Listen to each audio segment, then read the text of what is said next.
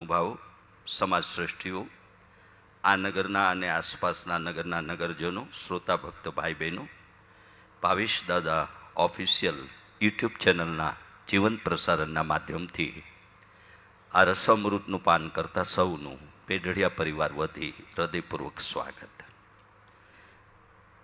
શ્રીમદ ભાગવત કથાનો યજ્ઞ એ કોઈ સામાન્ય કામ નથી, બહુ જ મોટું સત્કર્મ છે. આપણે એક દિવસ જન્માપથી જવાનું નિશ્ચિત છે. ભારતમાં રૂપિયો ચાલે, ભારતમાં રૂપિયાની કરન્સી ચાલે, નાઇરોબીમાં અન્ય ચલણ ચાલે, દુબઈમાં અન્ય ચલણ ચાલે, જાપાનમાં અન્ય ચલણ ચાલે, પણ જ્યારે આપણે ઉપર જવાનું થશે, નામ તેનો નાશ, આ નિશ્ચિત છે.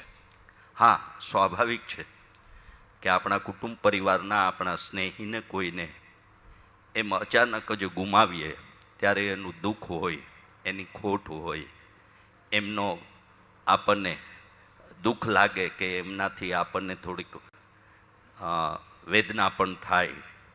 પણ પંખાવાળા ભાઈ જોઈ લેજો, મંડપવાળા ભાઈ એક પંખો જરા જોઈ લેજો. તો એવી હું તો એમ માનું છું કે જે પરિવારના પૂર્વજો પુણ્યાર્થ પામ્યા હોય એ પરિવારમાં જ ભાગવતનું આયોજન થાય. સ્વાભાવિક આપણે એના મોક્ષાર્થે કે સ્મરણાર્થે એવા શબ્દો વાપરતા હોઈએ છીએ, પણ સવારે પણ કથામાં વક્તા મહોદયશ્રીએ કહ્યું એમ કે સદલક્ષ્મીનો સદવ્યય એટલે સત્સંગ. અને એવો આ પહેલાં આપણે શાસ્ત્રીજી વક્તાજીએ સવારે જ યાદ કર્યું, મેં પણ યાદ કરેલું કે આ પહેલાં આપણે 26/4/2019થી 2/5/2019 દરમિયાન લક્ષ્મણભાઈ દેવાભાઈ પેઢડિયા પરિવારના આયોજન તળે આપણે વક્તાના જ વ્યાસાસને આવા એક શ્રીમદ ભાગવત જ્ઞાન યજ્ઞમાં મળેલા. ફરી આ જ પરિવારના સ્વર્ગીય ખીમજીભાઈના સ્મરણાર્થે આપણે સૌ આવા સત્સંગમાં મળી રહ્યા છીએ. ત્યારે વિશેષ સમય લેવાને બદલે આ પરિવાર દ્વારા થઈ રહેલા આ શ્રીમદ ભાગવત કથાના યજ્ઞનું સત્કર્મનું આ કામ, આ બહુ જ મોટા સત્કર્મના આપણે સૌ સાક્ષી બની રહ્યા છીએ.